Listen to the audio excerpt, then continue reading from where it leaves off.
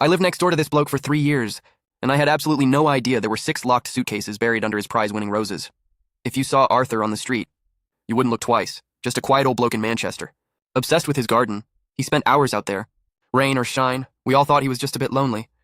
But looking back, he wasn't gardening, mate. He was guarding something a few weeks ago. Arthur had a massive heart attack. Before the paramedics rushed him away, he chucked me his spare keys. He begged me to feed his cat, but grabbed my collar. His eyes went wide, and he whispered something proper dodgy. Don't go in the back garden. The soil is treated with deadly chemicals. Stay out. I promised him I would, but a few days later, I was standing in his kitchen, getting the cat food ready. I glanced out the window. The soil in the middle of his lawn had caved, in like a massive sinkhole just suddenly opened up, and the smell coming through the cracked window was unbelievably foul. Worse than a skip full of hot rubbish bags in August. I know I shouldn't have, but pure curiosity took over. I grabbed a rusty trowel from the shed and walked over to the sunken earth. I barely even had to dig. 6 inches down, the metal trowel struck something hard plastic. It was a heavy-duty suitcase. Then I saw another edge, and another.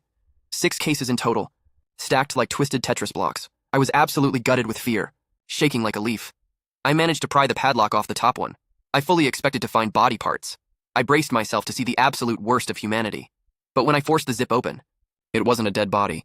It was packed to the brim with thick, leather-bound diaries. Every single one was meticulously labeled with a date and a house number from our street. I grabbed the heavy one that had my house number written on the spine. Flicked to a random page from last Tuesday. It detailed exactly what I had for dinner, what time I turned off the telly, and the exact words of an argument I had. My blood ran completely cold. But that wasn't the worst part of it. All tucked inside the back cover was a printed map of my house. Circled in red ink was a spot directly beneath my floorboard. Next to it, a sticky note read, "Ready for tomorrow. I haven't gone home. Should I ring the police or look under my floorboards first?"